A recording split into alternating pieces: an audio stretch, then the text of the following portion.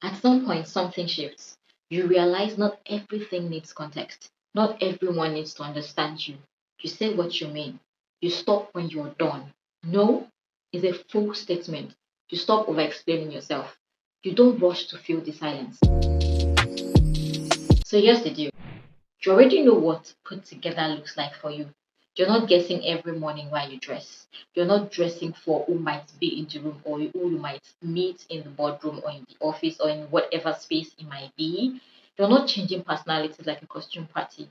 And yes, I know what you'd expect. Maybe you need permission or a blueprint or someone else's opinion. But honestly, you already have it. You decided how you show up and you honor that. What you get from this, what you get from having a clear standard for yourself is stability. Your style stops feeling chaotic because you are no longer chaotic. And once that internal standard is solid, the way you dress, it just naturally shifts. You feel it, you own it. If your wardrobe doesn't match your actual life, you will always feel off. You stop buying clothes for one day, just in case. When I start going out more, and what you need to do is start dressing for your actual life, the life you're actually living, working, running errands, showing up daily. Honestly, what you get from this, from dressing for your real life, is you stop feeling like your clothes are fighting your schedule. Everything starts to make sense. And when your clothes make sense, you notice something else matters more than fashion: your life, your flow, your energy. And when your life and your wardrobe finally align, you start paying attention to yourself differently. This one's huge. Elegance doesn't start in your wardrobe, no?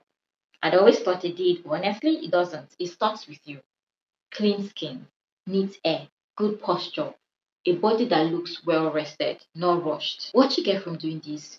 Quiet confidence. Even in the simplest outfit, people feel it before they see it. And because you're not hiding behind clothes, you don't feel the need to overcompensate. And once you're grounded in yourself like that, the way you communicate begins to change.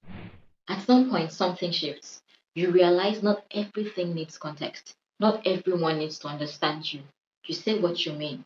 You stop when you're done. No is a full statement. You stop over explaining yourself. You don't rush to fill the silence. Anyway, I should say this first because nobody really wants you. At first, it can feel uncomfortable, almost like you're exposed. Not because you're doing something wrong, but because you are no longer cushioning your decisions. You're no longer managing people's reactions in advance.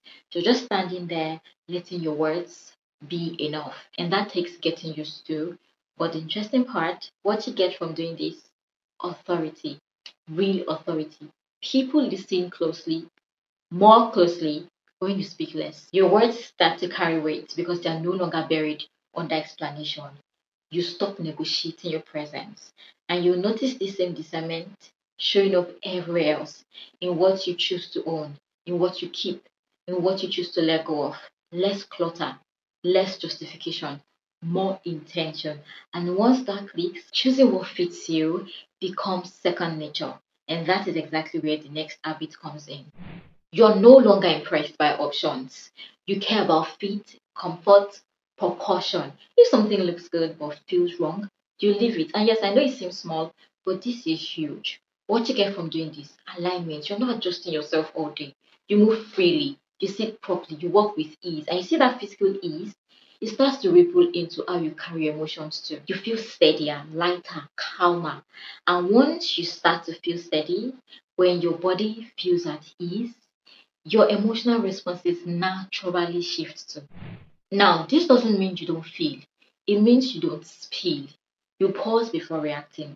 You don't bring stress into every room. You handle things privately when needed. I know you'll notice how people react differently. What you get from doing this: composure. People feel calm around you, they trust you. Your presence feels safe, not unpredictable. And that kind of energy, it's powerful, noticeable, magnetic. You don't rush through life anymore. You walk a little slower. You move with intention. You're not fidgeting, adjusting, or apologizing for existing. And honestly, it's the easiest habit to underestimate, but the most transformative. What you get from doing this: presence. People notice you without even trying, not because you're loud, but because you are grounded. You're not trying to look soft or strong. You just are. You are warm, but with boundaries. You have boundaries. You're kind, but you're not available to nonsense. You're approachable, but not easily accessed. And this is where it all comes together. What you get from doing this, Annie, self possession. Your femininity feels natural, not styled. It's not something you put on, it's something you inhabit. And that's why your elegance doesn't feel performative. It feels grown, settled, real, effortless, fully yours. People don't just see it, they feel it. Now, here's the truth most people skip. Elegance is subtraction. You remove the noise, the rush, the need to feel seen, the need to be explained. Now, what's left? Clarity. And when you are clear, your style settles, your presence deepens, your life feels quieter in the best way. You're not becoming someone else. You're just finally moving like yourself. So here it is, 8 non-negotiables. 8 non-negotiable habits of a stylish woman. You decide what stays, and everything after that becomes personal. Take good care of yourself now. I'll see you in the next one, and until then, stay intentional, stay inspired, and never forget. This is the Evolved Woman, where style grows with a woman who's done performing and purpose finds its peace in grace.